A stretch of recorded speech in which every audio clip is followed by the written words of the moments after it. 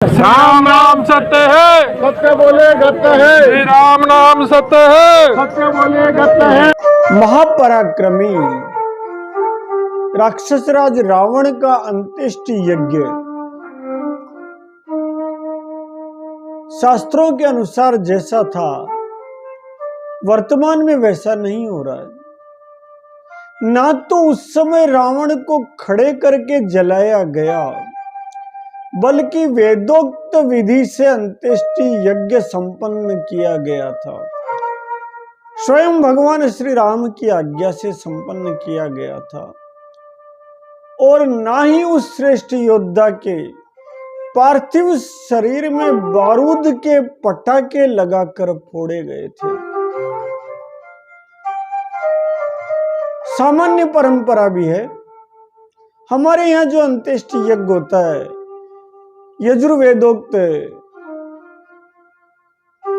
मंत्रों के जाप के साथ घर से अग्नि प्रज्वलित करके ले जाई जाती है। आगे आगे अग्नि लेकर जाते हैं और उसके बाद सामान्य से सामान्य जन को भी गोबर से जमीन लीप करके चिता स्थल पर लकड़ी लगा करके उसके बाद सुलाया जाता है। चंदन की लकड़ी लगाई जाती है, घृत लगाया जाता है, अनेक सुगंधित चीजें लगाई जाती है, तुलसी दल रखा जाता है। लेकिन कोई भी ऐसा नहीं करता कि चिता पर किसी पूर्वज को खड़ा कर दे अथवा उसके मृत शरीर में बारूद से बने हुए राकेट, पटाखे, पता नहीं जो जो मन में आए वो लगाकर जला दे। जो परंपराएं करोड़ों वर्षों से चली आ रही थी, उन्हें मात्र 10, 20, 25 साल के अज्ञान के कारण इतना बिच्छो कर दिया जाए, हमें विचार करना चाहिए। रावण का अंत्येष्टि यज्ञ होना चाहिए, निश्चित रूप से होना चाहिए, क्योंकि सन्मुख मरण वीर कर शोभा है। प्रबल पराक्रमी योद्धा था, स्वयं जानता था कि भगवान राम में भगवत तत्व विराजित है, इसीलिए उसने खुद ने कहा था, खरदूषण मोई सम बलवंता, तिन्हीं को मारे ही बिनु भगवंता। अद्भुत पराक्रमी व्यक्ति था। 10 माथे थे, कौन से थे? जननी जनक बंधु सुत दारा, तनु धनु भवन सुरद परिवारा। मातृकुल बड़ा गौरवशाली था जननी, पितृकुल बड़ा गौरवशाली था जनक कुल। जननी जनक भाई बड़े पराक्रमी थे कुंभकर्ण जैसे, बेटे इतने समर्पित थे कि पिता के हर बात को मानते थे। पत्नी मंदोदरी इतनी बढ़िया थी कि निरंतर उसका साथ देती थी। तन शरीर इतना मजबूत था कि देवता कांपते थे। धन इतना था कि सोने की लंका थी। सुरद, सब परिवार के लोग, सब मित्रगण उसके लिए प्राण देने को तैयार रहते थे और परिवार बड़ा समर्थ था। ये रावण के 10 मस्तक थे जो बाबा तुलसीदास जी ने कहे। उन्हीं के प्रतीक मानकर रावण के 10 माथे लगाए जाते हैं। आजकल क्या हो गया, तरह तरह से विराट रूप में रावण बनाना, राम कथा के स्थान पर कुछ अनर्गल नृत्य का प्रचलन होना स्टेज पर, और उसके बाद ढेर सारा बारूद जो किसी सामान्य मृत व्यक्ति के शरीर में भी नहीं भरा जाता। कहीं शास्त्रों में बारूद डालकर देह का अंत्येष्टि यज्ञ करने का विधान नहीं है, उसके बावजूद कर दिया जाता है। गत वर्ष चित्तौड़गढ़ की धरा पर पहला पवित्र कार्य प्रारंभ किया गया। गोबर से, गाय के गोबर से रावण का पुतला बनाया गया और उस पुतले को बाकायदा शिबिका सजाकर, अर्थी बनाकर सब लोग लेकर गए, मंत्र जाप के साथ लेकर गए और उसके बाद गोबर के कंडे लगाकर चिता बनाकर राक्षस राज रावण को, श्रेष्ठ योद्धा को, ब्राह्मण कुलोत्पन्न परम वीर को लिटाया गया। और लिटाने के बाद विधिवत जैसे शास्त्रों में दाह संस्कार की प्रक्रिया है, वैसे दाह संस्कार की प्रक्रिया संपन्न की गई। ये परंपरा प्रारंभ गत वर्ष की गई और इस वर्ष भी गाय के गोबर से बहुत पवित्र तरीके से 21 फीट का रावण तैयार किया जा रहा है, जिसको पुनः उसी शास्त्रों की परंपरा से अंत्येष्टि यज्ञ के रूप में क्रिया को संपन्न किया जाएगा। हम कैसे रावण को जलाएं? शास्त्रों का प्रमाण होना चाहिए ना। शास्त्र प्रमाण के लिए हम देखते हैं स्वयं भगवान राम ने क्या आज्ञा दी है। हम भगवान राम की आज्ञा को तो मानेंगे ही मानेंगे ना।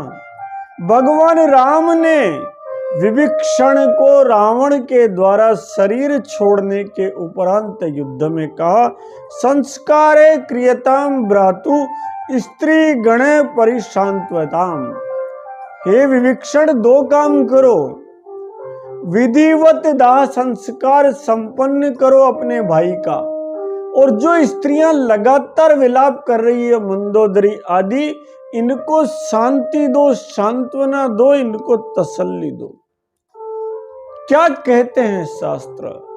वाल्मीकि जी महाराज लिखते हैं कि जिस समय बुद्धिमान विभीषण ने भगवान राम का ये कथन सुना, उनका अभिप्राय जाना, तब विनय पूर्वक उन्होंने कहा कि सुनो भगवान, मेरा बड़ा भाई बड़ा क्रूर था, पर स्त्री का हरण करके लेकर आ गया महाराज, इसलिए ना हम अर्हामि संस्कृतुम परदाराभिमर्शनम।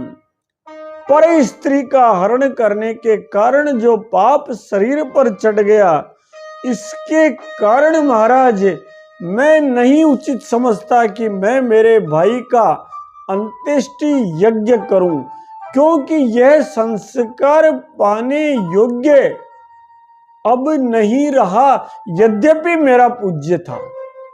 इस प्रकार जब विभीषण कहते हैं, उस समय पर भगवान राम कहते हैं, सुनो विभीषण, बहुत बड़ी गलत बात कह रहे हो। तुम्हारा भाई उसने क्या किया क्या नहीं किया ये छोड़ो। अब जानते हैं रावण परम विद्वान था, राग रसायन नृत गति नटवादी वेदंग तुरी चरण व्याकरण पढ़न जानत ज्योतिष अंग, 14 विद्याओं में निदान पंडित था, अद्भुत ज्ञानी था, अद्भुत तपस्वी था, जिसने भगवान शंकर की तपस्या इतनी की हो कि अपना मस्तक काट कर न्योछावर कर दिया हो। उससे बड़ा तपस्वी मनस्वी कौन होगा। और जगन माता जानकी को भी वो इसीलिए लेकर आया था कि भगवान रामभद्र आए और ब्रह्मा द्वारा दिए गए वरदान को पूर्णता प्राप्त हो जाए। सब कुछ तो राम जी की ही लीला थी। उस रावण के देह छोड़ने के बाद भगवान कहते हैं, सुनो, तेजस्वी था, तेजस्वी बलवान चुर संग्रामेषु च नित्यशय। अरे विभीषण, तुम्हारा जो बड़ा भाई था संसार में सदैव तेजस्वी रहा, बलवान रहा, सूरवीर योद्धा रहा, और सब जानते हैं, सबने सुना है, इंद्र आदि देवता भी तुम्हारे भाई को परास्त करने में समर्थ नहीं थे। इतना बड़ा वीर योद्धा धरती से चला गया, उसका तो संस्कार विधिवत होना चाहिए, जैसा शास्त्रों में लिखा वैसा होना चाहिए। सुनो विभीषण, मरणान्नतानि, बैर कब तक रहता है? मरणान्नतानि वैराणि निवृतम न प्रयोजनम। अगर शत्रुता भी मानो तो शत्रुता तब तक रहती है जब तक मृत्यु नहीं हो जाए। मृत्यु होने के बाद तो कोई शत्रु भी शत्रु नहीं रहता है। इसलिए सुनो, क्रियतामस्य संस्कारो ममा पेश यथा तव। अंत्येष्टि यज्ञ वैसे करो जैसे तुम्हारा नहीं मेरा भाई है। ये स्वयं भगवान राम ने कहा। इतने सम्मान से रावण की अंत्येष्टि करो इस श्रेष्ठ ब्राह्मण की, कि आनंद आ जाए। अद्भुत है ना। भगवान राम की लीला का मुख्य पात्र धरती छोड़कर गया है। अगर रावण नहीं होता तो रामलीला आप जानते हो कैसे हो पाती। इसलिए आज मुख्य पात्र गया है। इसलिए उन्होंने कहा, सुनो, त्वत्सकाशान महाबाहो संस्कारम विधि पूर्वकम। सुनो महाबाहु विवेक्षण, धर्म के अनुसार, शास्त्रों के अनुसार तुम रावण, राक्षस राज रावण की शीघ्र ही अंत्येष्टि यज्ञ दाह संस्कार जिसके ये प्राप्त करने योग्य वैसा करो, इससे तुम यश के भागी होगे। ये भगवान राम की आज्ञा है कि शास्त्रों के अनुसार रावण का अंत्येष्टि यज्ञ संपन्न होना चाहिए। इसलिए हमें रामाज्ञा को मान लेना चाहिए, क्योंकि रामाज्ञा सर्वोपरि है। राजा रामचंद्र तो सबके मालिक है ना, सर्वोपरि राजा रामचंद्र है। उन्होंने इस प्रकार जब आज्ञा दी तो राक्षसराज विभीषण शीघ्रता पूर्वक तैयारी करने लगे। और तैयारी करने लगे किस चीज की? राक्षसराज रावण के अंत्येष्टि यज्ञ की। बंधु दशा बिलो की दुख कीना, तब प्रभु अनुजयी आय सुदीना। लक्ष्मण तेई बहुविधि समुझायो, बहुरी विभीषण प्रभु पै आयो।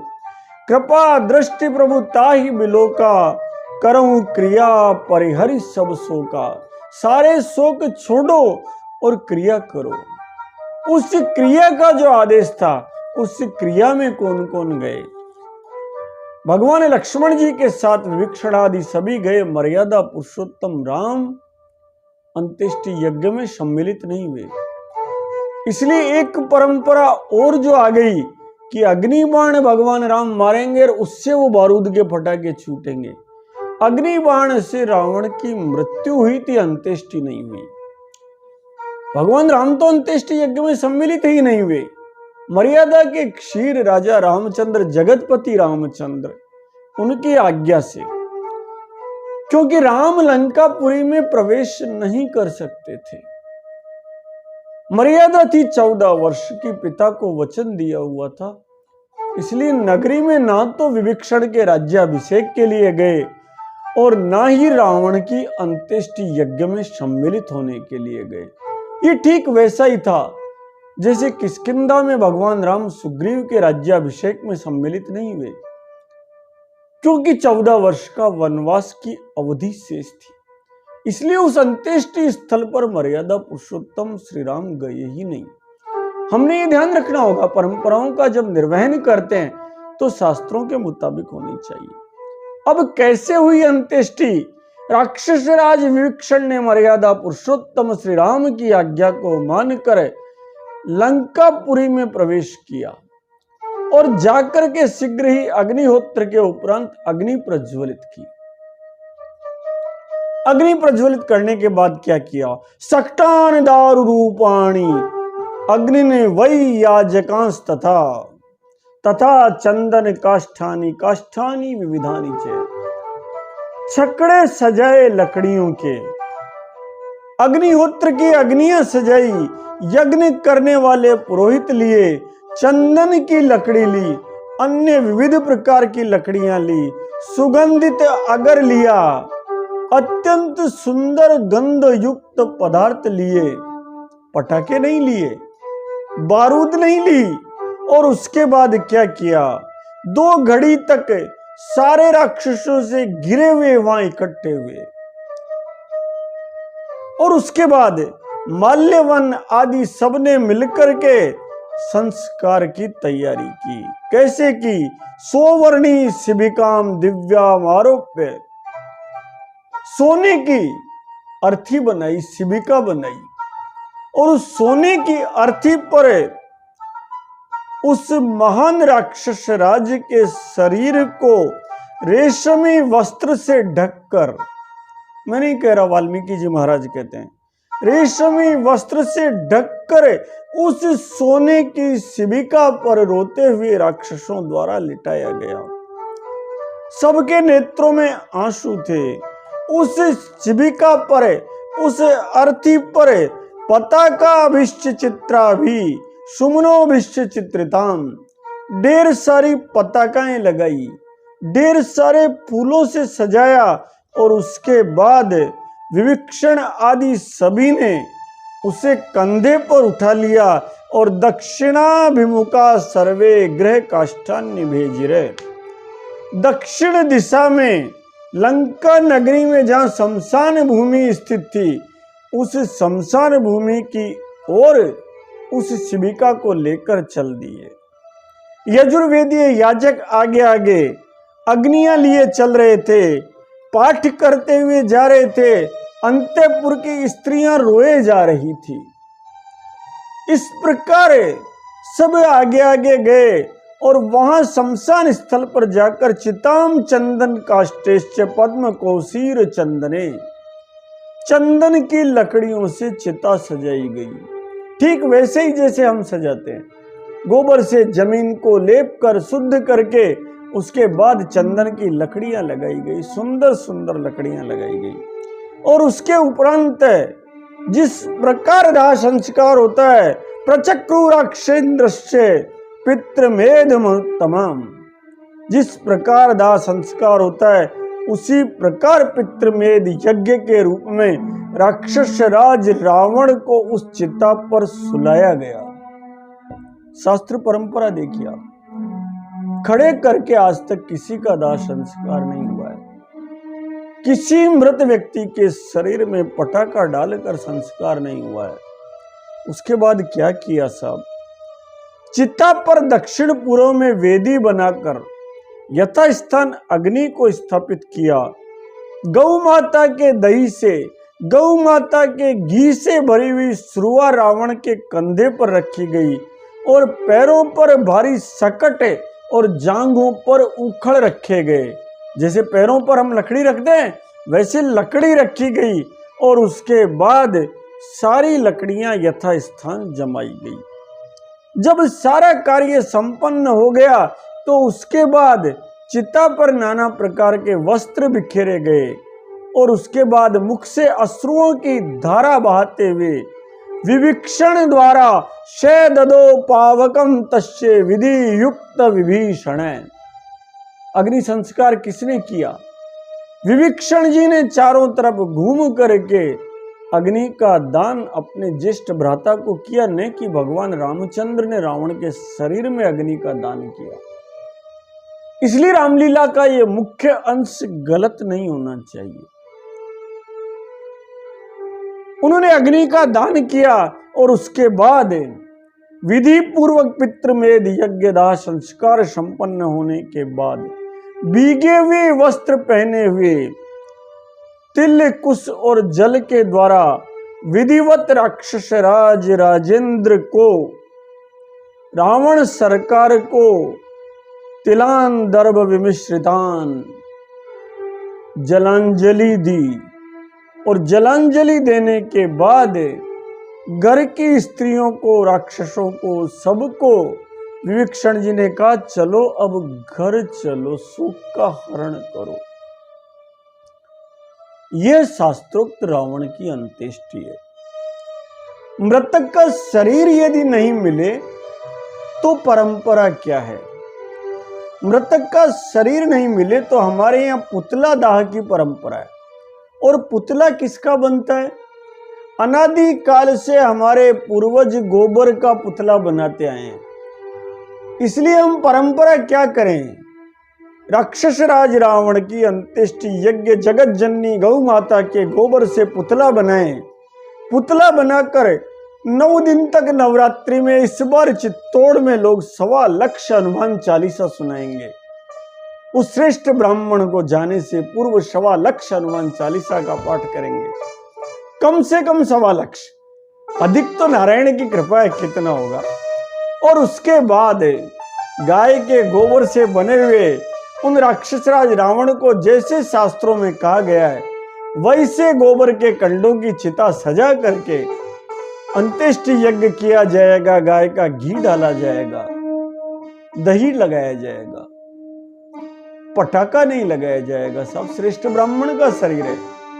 मन की उड़ान है, आज एक जगह कर रही है, कल 10 जगह ऐसा होगा, परसों 100 जगह ऐसा होगा, 1000 जगह होगा। और हमारे लोग शास्त्रों में विश्वास करते हैं। अगाध श्रद्धा है, तभी तो विजयादशमी मना रहे हैं। उस अगाध श्रद्धा के साथ लाखों की संख्या में जगत जननी गौ माता के गोबर से